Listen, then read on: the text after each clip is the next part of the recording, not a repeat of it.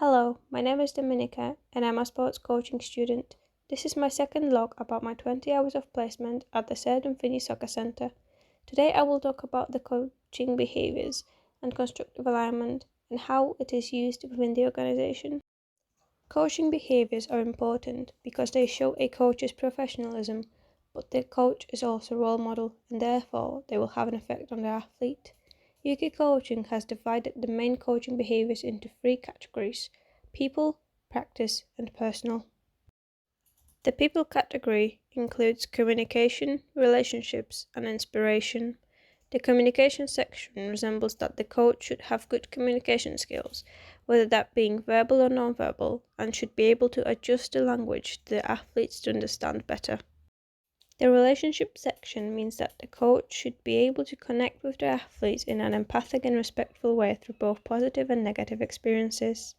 This helps to establish a good environment, which relates to Sawyer and colleagues' findings from 2014. The athlete's environment affects their behaviour during the training sessions as well as away from them. The inspiration section relates to the other coaching behaviours as found by Ryan, cited in Sawyer and colleagues 2014. The coach's behaviours are a key social factor to affect the athlete's motivation. This means that even if the athlete might not feel motivated to attend the practice, they are still likely to attend because of the coach. The practice category includes technical knowledge, planning, doing, and reviewing.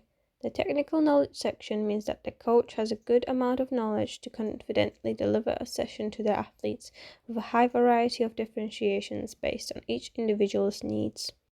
The planning section relates to the coach making it clear how the plan activities and session link together and any possible risks associated to them. The doing section relates to the coach recognizing any issues or risks and putting changes in place to keep everyone safe, challenged, and engaged. The review section relates to the coach providing relevant feedback to the players, but also reflecting on their own practice.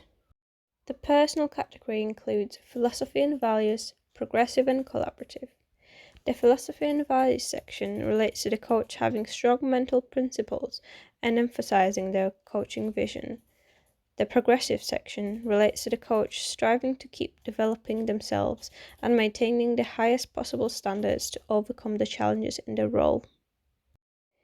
The collaborative section relates to the coach getting support from experts and other coaches to ensure the best delivery.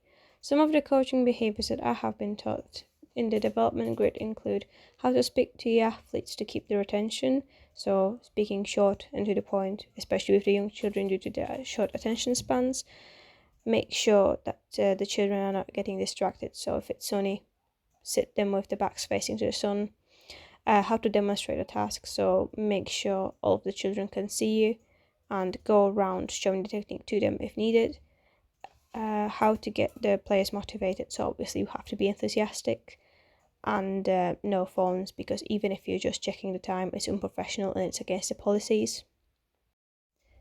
Biggs states that the term constructive alignment involves both the teacher and the learner, or in this case the coach and athlete, with the constructive element resembling what the athlete does to construct meaning of the activities, and alignment element meaning what the coach does to create the learning environment, which will support the learning activities that are appropriate for the athlete to help to achieve the desired learning outcomes. To put this into context of my placement, different age groups have different skill levels. So for example, we would not introduce a game of one bounce to the under 4s, as the skill level is still quite limited due to them being below the sampling age. And therefore the session will be mostly deliberate play, with some practices to improve the skills. Equally, we would not make under 15s, which are specializing years, play tick games, as they would likely find the activity boring and non-beneficial. And therefore, their session would be focused on deliberate practice with slight element of play to keep the sessions interesting but also fun, as this is what got them into the sport in the first place.